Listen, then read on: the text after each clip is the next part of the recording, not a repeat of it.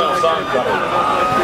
Kyllä, Markku kasvattiin täällä 2 vuotta sitten yhdessä hänen edeltäjänsä Jalle Erikssonin kanssa. Rehtorin vaihto suoritettiin sillä niin virallisimmalla tapaa, mitä on mahdollista, eli käytetään äijät tuolla bussissa ja katsotaan sitten kellään niin rahpureita kaulassa.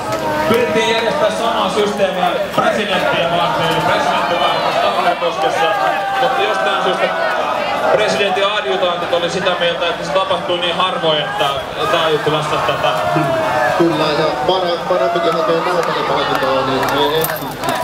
Ja Maranaisen pysti ja Tavialoisen äyvärinkä, niin ei ne pystynyt tulla. Ei